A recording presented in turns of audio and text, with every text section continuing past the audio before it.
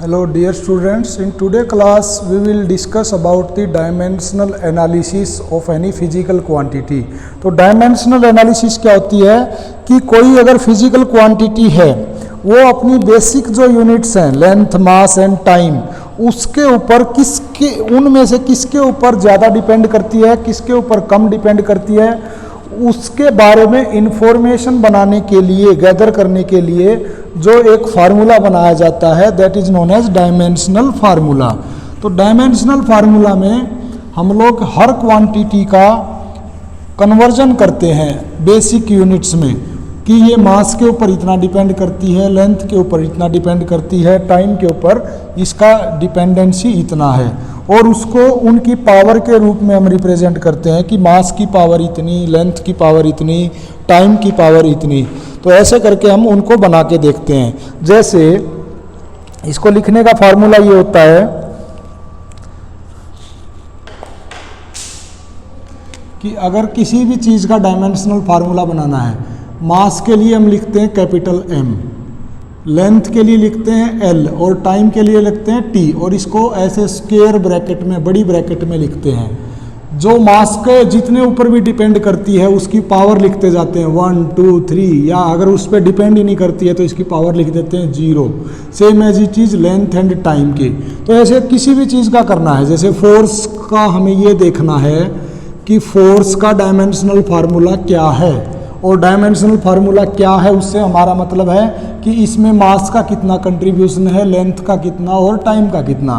तो आप इसको कैसे लिख सकते हो कि आप पहले फोर्स का फार्मूला लिखो। फोर्स क्या होता है? मास इनटू एक्सीलरेशन। मास को लिखा रहने दो ऐसा का ऐसा। एक्सीलरेशन क्या होता है? वेलोसिटी अपॉन टाइम या डिस्टेंस अपॉन टाइम का स्क्वायर। अब मास को हमें क्या लिखना है? Capital M। डिस्टेंस मतलब लेंथ। टाइम को क्या लिखना है? T। अब मास की पावर यहाँ पे 1 है तो यहाँ पे भी M1। डिस्टेंस यहाँ पे सिंगल है तो ये L1। ये टाइम का स्क्वायर है और ये नीचे है तो ऊपर आके -2। This becomes dimensional formula of the force. तो ये फार्मूला देख के हमें क्या पता चलता है कि जो फोर्स है वो मास की सिंगल यूनिट पे डिपेंड करता है, लेंथ की भी सिंगल, और टाइम के स्क्वायर के इनवर्सली प्रोपोर्शनल होता है फोर्स। तो ऐसे हम किसी भी चीज़ का डायमेंशनल फार्मूला बना सकते हैं। अगर मैं एक और एग्जांपल बताऊं आपको, जैसे वर्क डन होता है, वर्क डन को हम लिखते हैं फोर्स इनटू डिस्प्लेसमेंट।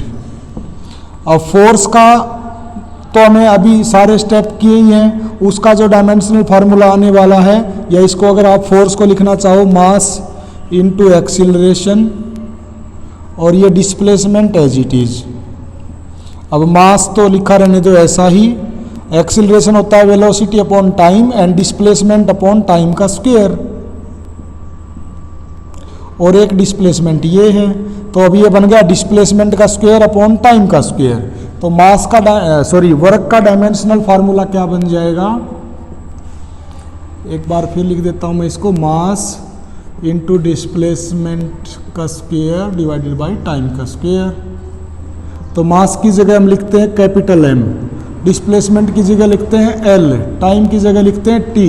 तो यहाँ पे मास की पावर 1, डिस्प्लेसमेंट का स्क्वायर है इसलिए L की पावर 2, टाइम का भी स्क्वायर है लेकिन नीचे है इसलिए -2।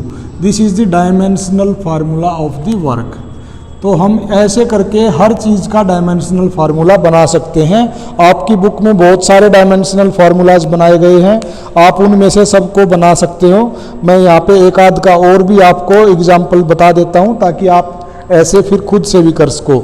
मैं यहाँ पे पावर का बता देता हूँ, प्रेशर का बता देता हूँ डायमेंशनल फार्मूला, लेकिन बहुत सारे डायमेंशनल फार्मूला होते हैं जो आप खुद से प्रैक्टिस कर सकते हो। जैसे अगर पावर का डायमेंशनल फार्मूला बनाना है, पावर होता है work done per unit time. तो work done per unit time का मतलब क्या है? इसको हम लिख सकते हैं force into displacement upon time. अब फोर्स को क्या लिख सकते हैं? Mass into acceleration. इनटू में displacement as it is divided by time. Mass को क्या लिख सकते हैं, एज इट इज़, क्योंकि इससे ज़्यादा तो वो ये यूनिट क्वांटिटी है, बेसिक क्वांटिटी है, फंडामेंटल यूनिट है मास की। तो एक्सीलरेशन को क्या लिख सकते हैं, डिस्प्लेसमेंट अपॉन टाइम का स्क्वायर। तो एक टाइम पहले ही है नीचे से, तो नीचे बन जाएगा टाइम का क्यूब और ये डिस्प्लेसमेंट एज इट इज़। तो हमारा फार्मूला बन गया मास इंटू डिस्प्लेसमेंट का स्क्वायर अपॉन टाइम का स्क्वायर। तो power is equal to mass into displacement square divided by time square. Let me check it is visible. Okay, fine, this is visible there. Then power का formula अगर लिखना है dimensional form में, मास की जगह लिखते हैं कैपिटल M, डिस्प्लेसमेंट की जगह लिखते हैं L, टाइम की जगह लिखते हैं T। तो m की पावर यहाँ पे 1, डिस्प्लेसमेंट का स्क्वायर है इसलिए इसकी पावर 2, टाइम का क्यूब है।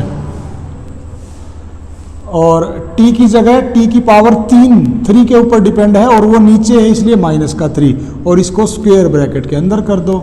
This is dimensional formula of the power. तो इस तरीके से डायमेंशनली हम लोग हर चीज़ के फार्मूलाज बना सकते हैं और उससे फिर हम ये बता सकते हैं कि कोई क्वांटिटी की क्या डायमेंशन है, किसके इसके ऊपर डिपेंड करता है। अगर वो किसी के ऊपर भी डिपेंड नहीं करता है तो वो क्या बन जाएगा, डायमेंशनलेस क्वांटिटी बोलेंगे उसको हम लोग फिर। This is a dimensionless quantity. तो जो फिजिकल क्वांटिटीज हमारी फिजिक्स में होती हैं वो मेनली 4 तरीके की होती हैं। जो ये डायमेंशन फार्मूला आप सबके बना के देखोगे तो वहाँ से हमें ये कंक्लूजन मिलेगा कि हमारी जो फिजिकल क्वांटिटीज़ हैं वो 4 तरीके की होती हैं। उनमें नंबर 1 ये होती है कि अगर कोई ऐसी क्वांटिटी है जिसका कोई डायमेंशन ही नहीं है और उसकी एक फिक्स्ड वैल्यू है, that is known as dimensionless constant. There are 4 type of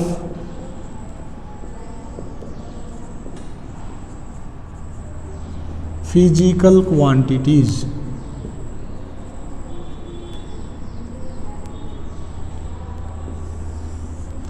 number 1 है डायमेंशनलेस कांस्टेंट। तो डायमेंशनलेस कांस्टेंट क्या होगा, जिसकी कोई डायमेंशन ही नहीं है। अगर उसके पीछे कोई यूनिट ही नहीं होगी तो उसका आप कोई डायमेंशनल फार्मूला भी नहीं बना पाओगे, और उसकी एक फिक्स्ड वैल्यू है। जैसे 1 है, 2 है, 3 है, 4 है, ये जितने भी कांस्टेंट हैं ये सारे क्या हैं, ये डायमेंशनलेस है, इनकी कोई यूनिट नहीं होती और इनकी एक फिक्स्ड वैल्यू भी होती है, तो वो कांस्टेंट है। जैसे पाई है, पाई की वैल्यू फिक्स्ड होती है 3.14, उसकी कोई भी यूनिट नहीं होती है, तो वो डायमेंशनलेस कांस्टेंट। जैसे एक्सपोनेंशियल है। तो इस तरह की जो क्वांटिटीज होती हैं जिनकी ना तो कोई यूनिट होती है, डायमेंशन होती है और एक फिक्स्ड वैल्यू होती है, that is known as dimensionless constant. दूसरा क्या हो सकता है कि डायमेंशनलेस तो है लेकिन वो कांस्टेंट नहीं है, वो वेरिएबल है। तो ये हो सकता है डायमेंशनलेस वेरिएबल। डायमेंशनलेस वेरिएबल किसको बोल सकते हैं, जैसे एंगल है 5 रेडियन, 10 रेडियन।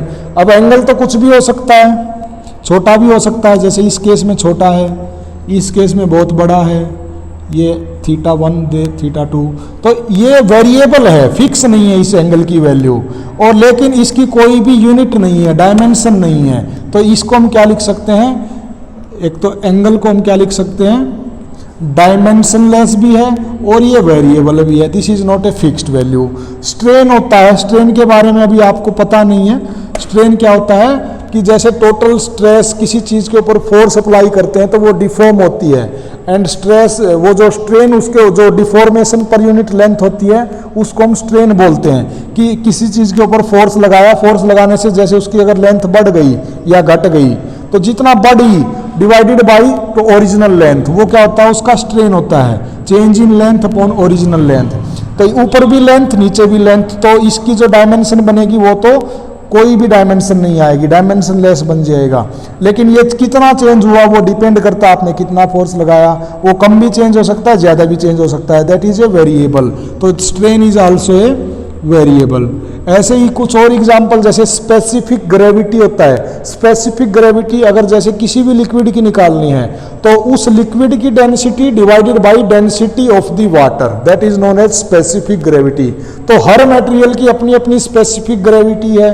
जिस भी लिक्विड की हम निकालेंगे उसकी डेंसिटी से वाटर की डेंसिटी को डिवाइड करेंगे, तो हर लिक्विड की अलग अलग डेंसिटी होने की वजह से specific gravity is also a variable.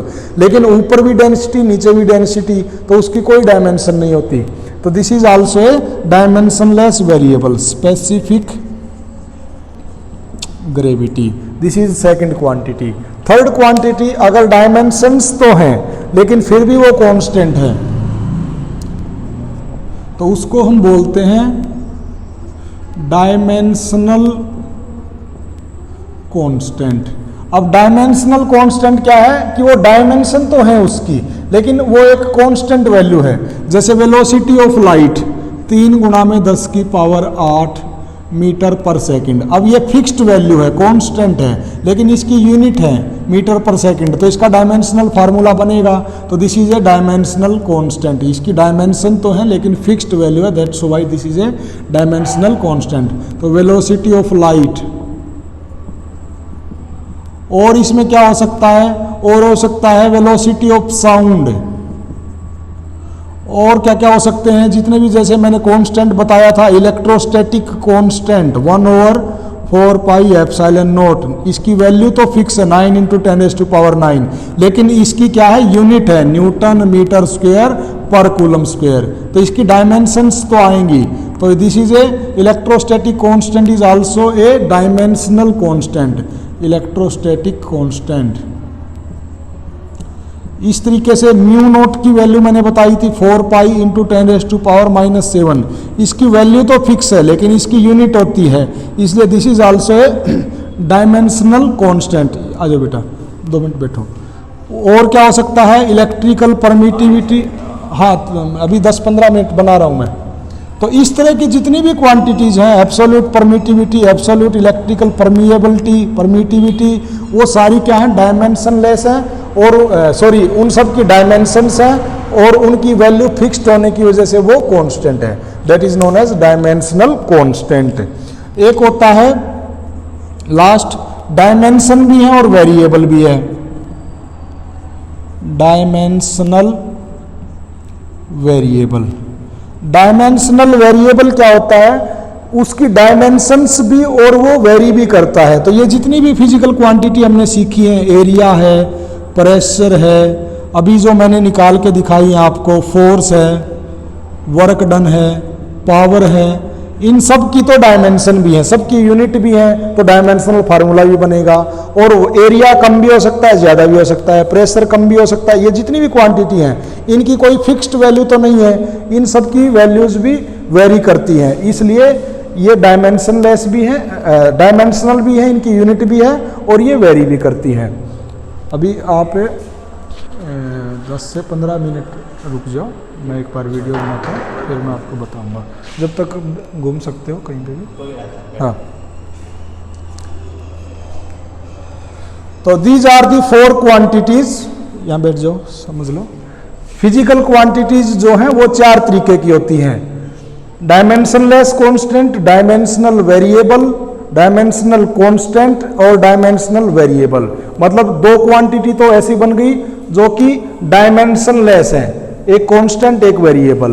2 quantity ऐसी बन गई जिनका डायमेंशनल फार्मूला तो है, यूनिट तो है, लेकिन वो भी कांस्टेंट एंड वेरिएबल हो सकती हैं। तो टोटल 4 तरह की फिजिकल क्वांटिटीज होती हैं हमारे फिजिक्स में। अब ये जो डायमेंशनल फार्मूला है, इसका यूज क्या क्या हो सकता है, हम इसको कहाँ कहाँ पे यूज कर सकते हैं।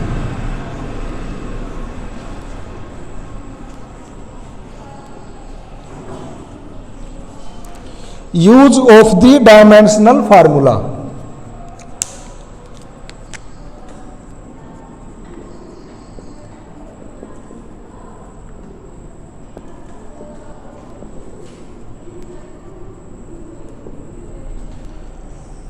डायमेंशनल फार्मूला को हम लोग जैसे कोई एसआई सिस्टम से सीजीएस सिस्टम में यूनिट को कन्वर्ट करना है, तो ऐसे हम कन्वर्जन कर सकते हैं।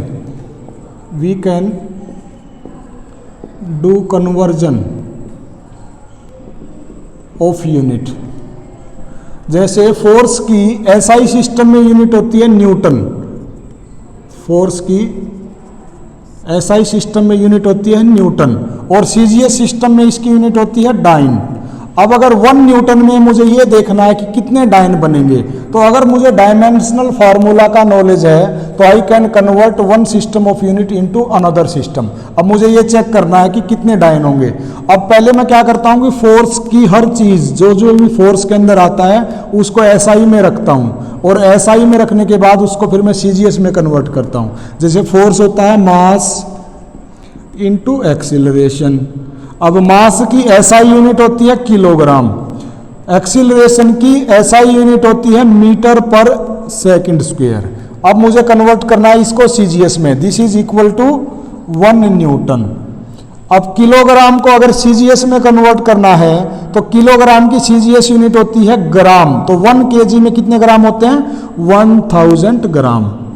मीटर एसआई यूनिट है, इसको अगर सीजीएस में कन्वर्ट करना है तो सेंटीमीटर बनाना पड़ेगा, तो 1 मीटर में 100 सेंटीमीटर होते हैं, डिवाइडेड बाई सेकंड जो है वो एफपीएस, एसआई, सीजीएस, एमकेएस सब में सेकंड ही होती है, तो इसमें कोई भी चेंज नहीं है। तो ये बन गया 10⁻³ इंटू 10⁻², 10⁻5 ग्राम सेंटीमीटर पर सेकंड स्क्वायर। जैसे हमने किलोग्राम मीटर पर सेकंड स्क्वायर को न्यूटन एसआई यूनिट बोला था, ऐसे ही ग्राम सेंटीमीटर पर सेकंड स्क्वायर को हम लोग बोलेंगे डाइन, इसका सीजीएस यूनिट, तो 10⁻5 डाइन। तो हमने ऐसे इसका डायमेंशनल फार्मूला का ज्ञान था, इसकी डायमेंशंस के बारे में पता था, तो हमने एक सिस्टम ऑफ यूनिट को अनदर सिस्टम ऑफ यूनिट में कन्वर्ट कर दिया। तो 1 newton is equal to 10⁻5 dyne. तो ये जो कन्वर्जन है ये हमने कहाँ से पता चला? अगर डायमेंशनल के इसके बारे में नहीं पता होता, इसका ज्ञान नहीं होता, तो हम इसको कन्वर्ट नहीं कर सकते थे। ऐसे ही अगर वर्क डन को कन्वर्ट करना है, वर्क की एसआई यूनिट होती है जूल, और इसकी सीजीएस सिस्टम में जो यूनिट होती है वो होती है अर्ग। अब अगर 1 जूल में मुझे ये चेक करना है कि कितने अर्ग होते हैं, तो मुझे क्या करना पड़ेगा? पहले 1 जूल को एसआई सिस्टम में यूनिट रखनी पड़ेगी, फिर उसको सीजीएस में कन्वर्ट करके देखते हैं। अब जूल वर्क डन क्या होता है? Force into displacement. अब फोर्स की एसआई यूनिट क्या होती है? मास इनटू एक्सीलरेशन लिखेंगे पहले, इनटू में डिस्प्लेसमेंट।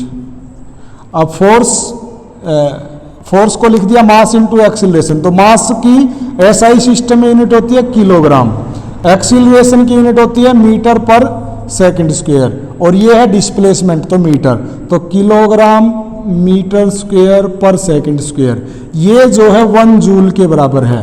अब इसको हमने कन्वर्ट करना है सीजीएस में, अर्ग बनाने हैं, तो हर चीज को हमने जो इसकी बेसिक यूनिट्स हैं उसको सीजीएस में कन्वर्ट करना पड़ेगा। अब किलोग्राम का मतलब है 1000 ग्राम, मीटर स्क्वायर है ये, 1 मीटर में 100 सेंटीमीटर होते हैं, लेकिन ये इसका स्क्वायर है तो 100 का भी स्क्वायर बन जाएगा, centimetre square, divided by second, तो सीजीएस में भी होता है और एसआई में भी होता है, तो ऐसा ये सेकंड का स्क्वायर। अब इसमें नेक्स्ट क्या कर सकते हैं? ये 10⁻³ है और ये 10⁻⁴ बन गया, ग्राम सेंटीमीटर स्क्वायर पर सेकंड स्क्वायर, तो ये तो बन गया 10⁻7। जैसे हमने किलोग्राम मीटर स्क्वायर पर सेकंड स्क्वायर को 1 जूल लिखा है, ऐसे ही ग्राम सेंटीमीटर स्क्वायर पर सेकंड स्क्वायर को हम लिख सकते हैं सीजीएस यूनिट में अर्ग, तो 1 जूल इज इक्वल टू 10⁻7 अर्ग। तो इस तरीके से हम लोग कन्वर्ट कर सकते हैं। First application of dimensional formula is that we can convert 1 system of unit into another system of unit. Second, इसका यूज ये हो सकता है कि आप किसी भी फार्मूला को चेक कर सकते हो, ये फार्मूला ठीक है या गलत है, with the help of the knowledge of dimensional formula.